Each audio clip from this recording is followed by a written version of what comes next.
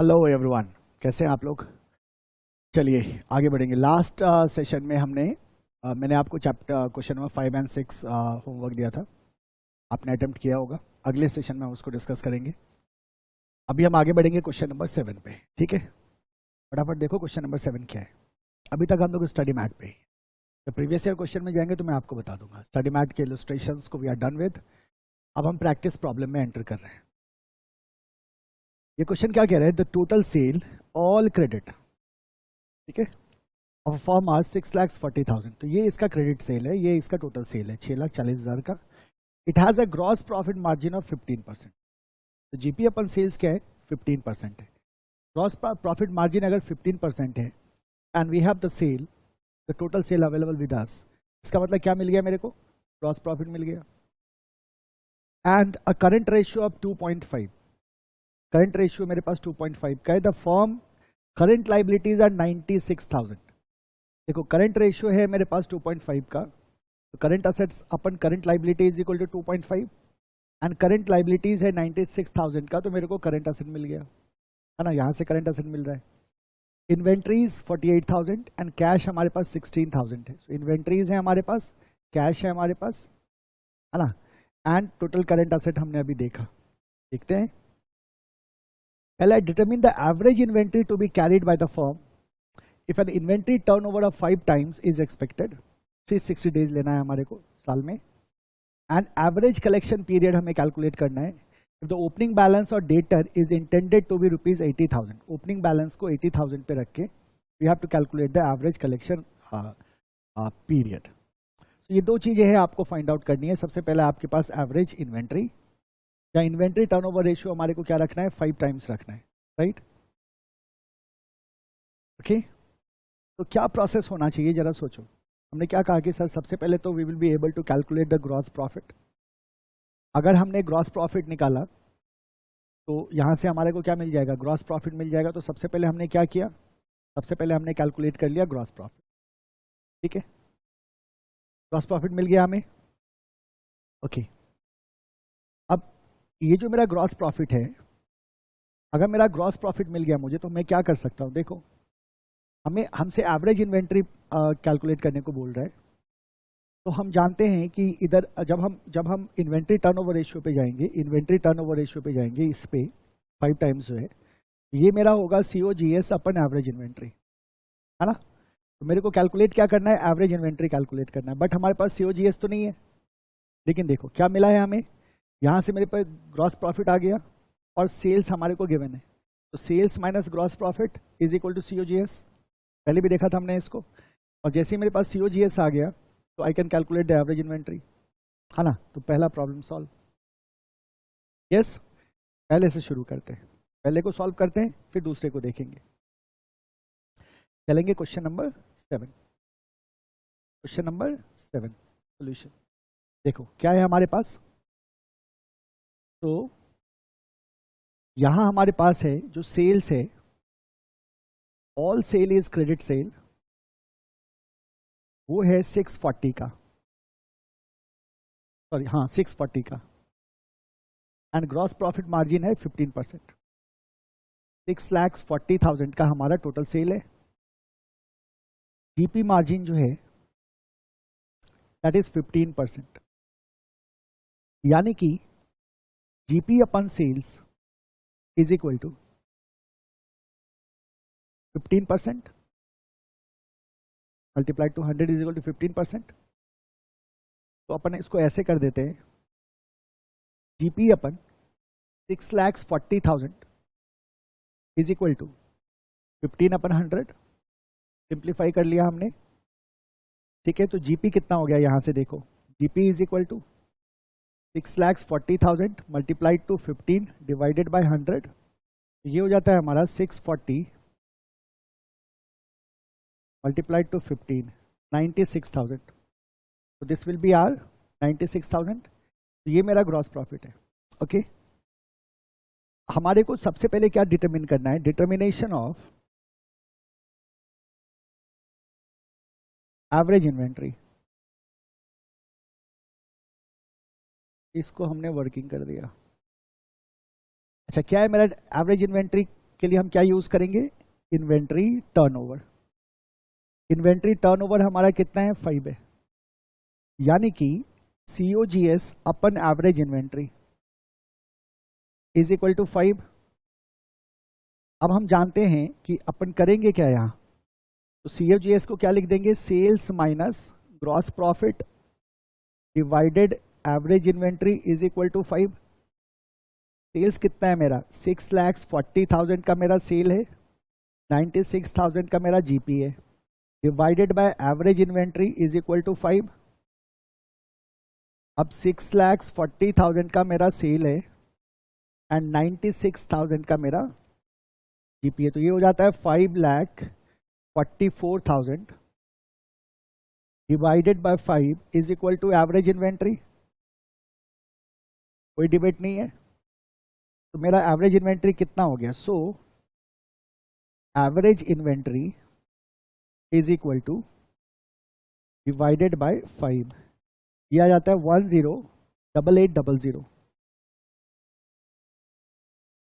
1,08,800। तो this is my average inventory answer.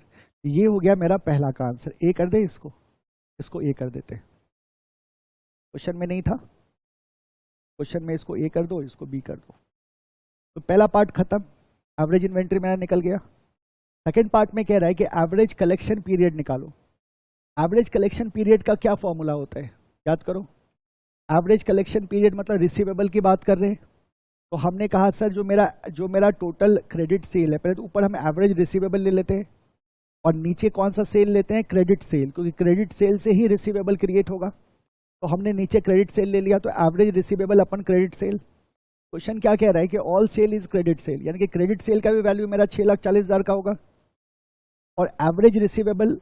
और ये क्या कह रहा है कि जो ओपनिंग बैलेंस ऑफ डेटर है ना, that is intended to be kept at 80,000। तो ओपनिंग बैलेंस कितने पे रखना है हमारे को, 80,000 पे रखना है ना। तो कैसे इसको करेंगे देखो जरा, determination of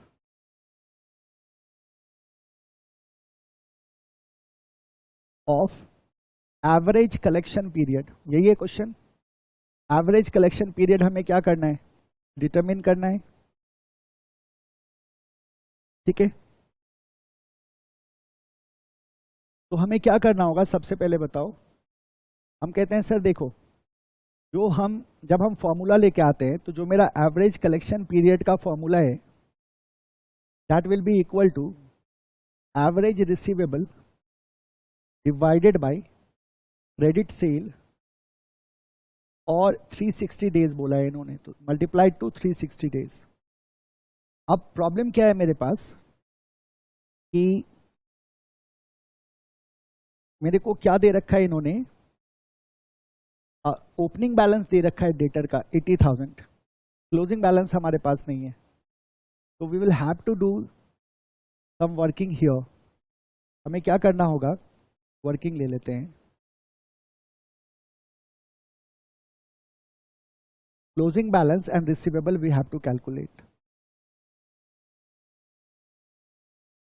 closing balance and receivable we have to calculate, ठीक है। अब क्लोजिंग बैलेंस एंड रिसीवेबल हम कैसे कैलकुलेट कर सकते हैं, तो जरा देखो, we have the balance sheet. कहाँ जाना होगा हमें, बैलेंस शीट में।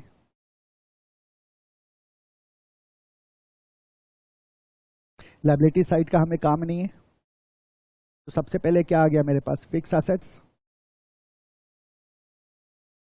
जरूरत नहीं है हमें यहाँ, जो भी वैल्यू रहा हो। हमारा जो आइडिया है वो है करंट एसेट से, तो हम चले जाते हैं हमारे करंट एसेट्स पे।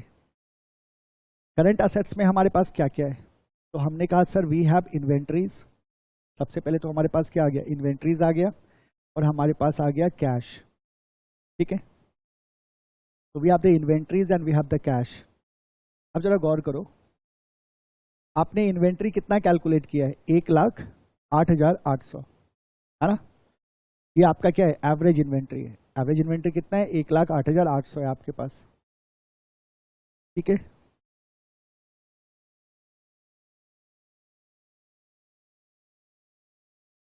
तो कैसे होगा, तो हम कहते हैं सर हम इसमें फर्दर इसको यूज करेंगे। देखो करंट रेशियो फॉर्म का कितना है 2.5 एंड करंट लाइबिलिटी कितना है 96,000।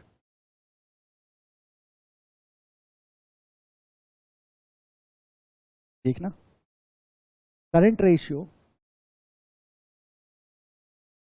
इज इक्वल टू 2.5, मतलब current asset upon current liability is equal to 2.5। इसका मतलब current assets upon current liability हमारा कितना था 96,000 इज इक्वल टू 2.5। तो मेरा करंट असेट कितना आ गया 2.5 मल्टीप्लाइड टू 96,000। तो 96,000 मल्टीप्लाइड टू 2.5 दिस इज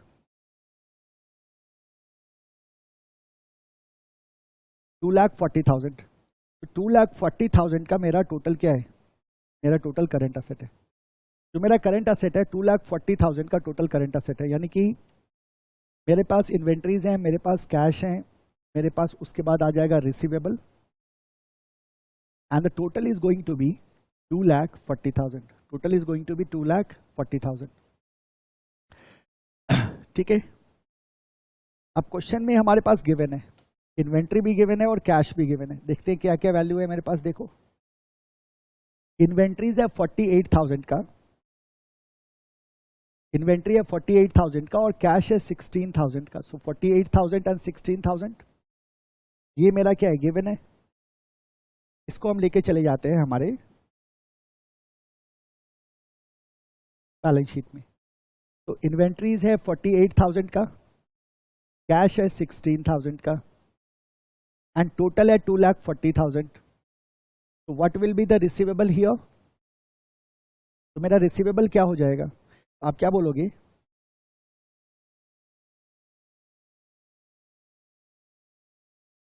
यही करते हैं तो क्लोज कर देते हैं पहले। ये हो जाएगा मेरा 2,40,000 minus 48,000 minus 16,000 this goes to 1,76,000। तो 1,76,000 मेरा क्या हो जाएगा रिसीवेबल हो जाएगा 1,76,000, है ना। जहां हमने क्या कहा हियर जो रिसीवेबल है मेरा is equal to current assets minus inventory minus cash. तो करंट असेट मेरा कितना है टोटल 2,40,000 माइनस इन्वेंट्री कितना है 48,000 माइनस कैश कितना है 16,000। So total goes to 1,76,000। ये मेरा क्या आ गया रिसीवेबल आ गया। नाउ सी दिस, अब ये मेरे को जरूरत है, इसकी जरूरत होगी हमें, इसकी जरूरत इसलिए होगी कि इसके बिना हम इस फॉर्मूला को एग्जीक्यूट नहीं कर पाएंगे। तो we have the receivable now that is 1,76,000। ठीक है, ये मेरा रिसीवेबल है। ये कौन सा बैलेंस होगा बताओ रिसीवेबल का। हम कहते हैं sir this is your closing balance. कौन सा बैलेंस है आपका, this is your closing balance. अच्छा ओपनिंग बैलेंस दे रखा है इन्होंने क्वेश्चन में, देखो तो opening balance of debtor is intended to be kept at 80,000। तो ओपनिंग बैलेंस गिवन है। तो नाउ अब बताओ मेरे को एवरेज रिसीवेबल क्या होगा। Average receivable is equal to opening balance plus closing balance by 2। Opening balance 80,000 पे रखना है, गिवन है। बैलेंस शीट में तो क्लोजिंग ही आएगा। क्लोजिंग बैलेंस कितना है मेरे पास 1,76,000 का डिवाइडेड बाई 2, तो 80,000 प्लस 1,76,000 कितना गया जी 2,56,000। तो 2,56,000 डिवाइडेड बाई 2 कितना आ गया 1,28,000। तो 1,28,000 जो है this is my what average receivable. Now see this, जैसे ही मेरे को एवरेज रिसीवेबल मिल गया और मेरे पास क्या है क्रेडिट सेल भी अवेलेबल है, तो हम क्या कर सकते हैं एवरेज कलेक्शन पीरियड कैलकुलेट कर सकते हैं इजीली। तो average collection period is equal to average receivable, फिर से लिख रहे हैं formula, divided by credit sale multiplied to 360। एवरेज रिसीवेबल है हमारा 1,28,000, क्रेडिट सेल है 6,40,000, यही है ना। रेट सेल है हमारे पास 6,40,000, 6,40,000, ठीक है, मल्टीप्लाइड टू 360, ये कितना, ये हो जाएगा एवरेज रिसीवेबल है हमारा 1,28,000 का, 1,28,000 divided by 6,40,000, this goes to 0.2, 0.2 multiplied to 360, तो 360.2 कितना आता है ये 72 days.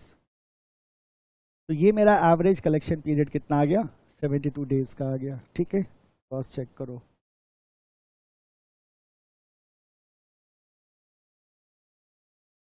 $72 days, 72 days is our answer, so this is our answer, simple question है, डन।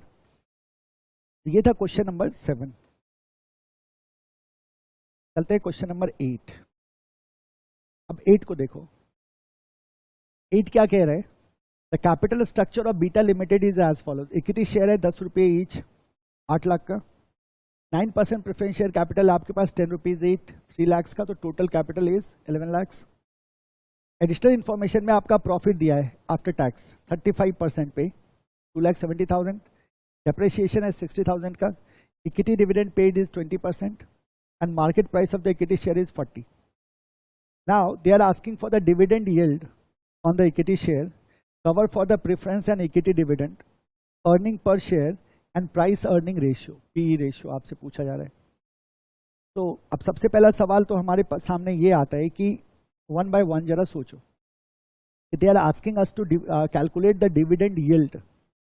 अब dividend yield on the equity share के dividend yield की हम बात कर रहे हैं, तो इक्विटी शेयर के डिविडेंड यील्ड की अगर हम बात करें तो how it can be calculated, कैसे आप इसको कैलकुलेट करोगे।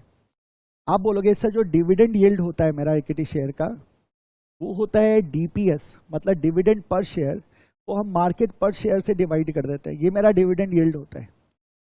अब now we don't have dividend per share, है ना, मार्केट पर शेयर मेरा कितना है 40 रुपीज का मार्केट पर शेयर हमारा गिवन है। तो हमारे पास डीपीएस 20%, हमारे को ये पता है कि 20% इक्विटी डिविडेंड दिया जा रहा है, तो 20% इक्विटी डिविडेंड आप किस पे देते हो, मार्केट प्राइस पे देते हो या इशू प्राइस पे देते हो, तो क्या बोलोगे आप इशू प्राइस पे। हमेशा याद रखना डिविडेंड किस पे दिया जाता है, इशू प्राइस पे। अब इक्विटी शेयर्स का इशू प्राइस क्या है, इक्विटी शेयर्स का इशू प्राइस है 10 रुपये का, इसका मतलब ये जो 20% का इक्विटी डिविडेंड है that will be applicable on 10 rupees. अच्छा 20% मतलब क्या हो गया 0.2, है ना, 0.2 कितने का 10 रुपये का जो इशू प्राइस है, इसका मतलब डिविडेंड कितने रुपये का जाएगा पर शेयर, 2 रुपये का डिविडेंड जाएगा पर शेयर। तो हम क्या कर सकते हैं, इक्विटी डिविडेंड पेड 20% और ये इशू प्राइस को यूज करेंगे और we will be able to calculate DPS. MPS is already given that is 40, तो जैसे हमने डीपीएस अपन एमपीएस किया we will get something called as dividend yield, काम खत्म। सेकंड आ जाओ, cover for the preference and equity dividend. तो preference and equity को हम किससे कवर करते हैं, तो अर्निंग आफ्टर टैक्सेस से, ईएटी से। तो अर्निंग आफ्टर टैक्सेस से हम प्रेफरेंस और डिविडेंड दोनों को कवर करते हैं, प्रेफरेंस एंड इक्विटी दोनों को कवर करते हैं। ईएटी में से हम प्रेफरेंस डिविडेंड को हटाते हैं, फिर जो बचता है वो मेरा ईएईएसएच होता है जिससे हम इक्विटी डिविडेंड देते हैं। अब ये दोनों का कवरेज पूछ रहा है, तो हमें प्रेफरेंस का भी कवरेज बताना है और हमें इक्विटी का भी कवरेज बताना है। तो प्रेफरेंस के कवरेज में ईएटी को उठाएंगे और इक्विटी के कवरेज में ईएईएसएच को उठाएंगे। अब हम कहते हैं सर हमारा प्रॉफिट आफ्टर टैक्स तो गिवन है, प्रॉफिट आफ्टर टैक्स तो गिवन है, लेकिन मेरा ईएईएसएच तो है नहीं, तो क्या करोगे आप, अगर मेरा प्रॉफिट आफ्टर टैक्स गिवन है तो we can calculate preference dividend, और जैसे ही मेरा प्रेफरेंस डिविडेंड है तो इसका मतलब earning after tax minus preference dividend क्या हो जाएगा, मेरा ईएईएसएच हो जाएगा। तो इस तरह से हम इन दोनों को कैलकुलेट कर सकते हैं। तीसरा है अर्निंग पर शेयर। जब मैंने यहाँ ईएईएसएच को कैलकुलेट किया तो मैं सिंपली क्या करूंगा, ईएईएसएच को नंबर ऑफ शेयर से क्या करूंगा, डिवाइड कर देंगे हम। नंबर ऑफ शेयर कैसे निकलेगा, 10 रुपये का इशू प्राइस था, 8 लाख का कैपिटल है, तो इसका मतलब कितने शेयर्स हैं, 80,000 शेयर्स हैं, तो 80,000 शेयर्स को हम ईएईएसएच को 80,000 शेयर से डिवाइड कर देंगे, हमारे को ईपीएस मिल जाएगा। फिर हमारा है पीई रेशियो। स्ट्रेट अवे सब कुछ हम कैलकुलेट कर चुके हैं। पी रेशियो क्या होता है मेरा? पी रेशियो होता है MPS by EPS, MPS by EPS. MPS है हमारे पास, ईपीएस है हमारे पास, फटाफट क्या होगा? पी निकल जाएगा। तो this is your question number 8। चलो इसको सॉल्व करते हैं, है ना? चलते हैं solution question number 8। Question number 8 solution, question number 8 solution. ठीक है, तो सबसे पहला हमारे को कह रहा है, वो कह रहा है dividend yield on equity shares. तो हम कहते हैं number 1, determination of dividend yield on equity shares, ठीक है। तो बोलेंगे क्या होता है? डिविडेंड यील्ड का जो फॉर्मूला होता है वो होता है basically DPS upon MPS multiplied to 100। So MPS is given, that is 40। We have to calculate the DPS, है ना? Here equity dividend paid is 20%। Equity dividend paid is equal to ₹20, और जो मेरा इशू प्राइस है, issue price is equal to ₹10। तो is 20%, और जो मेरा इशू प्राइस है दैट इज ₹10। 20 नहीं, 20% था, ₹20 नहीं था, 20% था। तो DPS is equal to 0.2 multiplied to 10 is equal to ₹2। ये मेरा डीपीएस आ गया। नाउ अगर डीपीएस आ गया तो हम ले सकते हैं किसको? अब डिविडेंड यील्ड को 2/40 multiplied to 100 is equal to कितना परसेंट आ गया? ये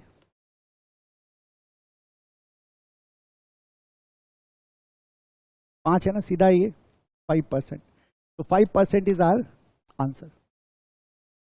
डिविडेंड यील्ड कितने का होगा? 5% का होगा। So 5% is our answer. Clear है? सेकेंड आ जाओ।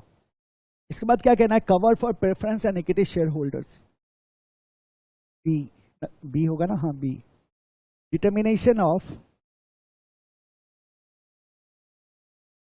Cover for preference and equity share holders.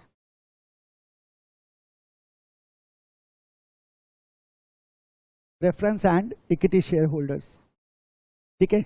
ये कवर देखना है। तो पहले किसका कवर देख लें? हम कहते हैं सर पहले हम कवर देख लेते हैं किसका? प्रेफरेंस का, और फिर हम देख लेंगे इक्विटी का। तो क्या कहते हैं? पहला cover for preference share holders. बताओ प्रेफरेंस शेयर्स में का कवर कहां से करते हैं? इनकम स्टेटमेंट को याद करेंगे, क्या था हमारे पास? Sale minus variable cost, contribution minus fix cost. तो हमारा ऑपरेटिंग प्रॉफिट आया था, माइनस इंटरेस्ट तो हमारा ईबीटी आया था, माइनस टैक्स तो मेरा ईएटी आया था। ईएटी से देते थे प्रेफरेंस डिविडेंड। इसका मतलब हम क्या लेंगे यहाँ कवरेज में? ईएटी लेंगे। तो न्यूमरेटर पे मेरा क्या हो जाएगा? ईएटी चला जाएगा। तो अपन क्या बोलेंगे यहाँ? Is equal to EAT. और डिनोमिनेटर पे क्या होगा? तो जो प्रेफरेंस डिविडेंड आप दे रहे हो, है ना, तो प्रेफरेंस डिविडेंड पेएबल,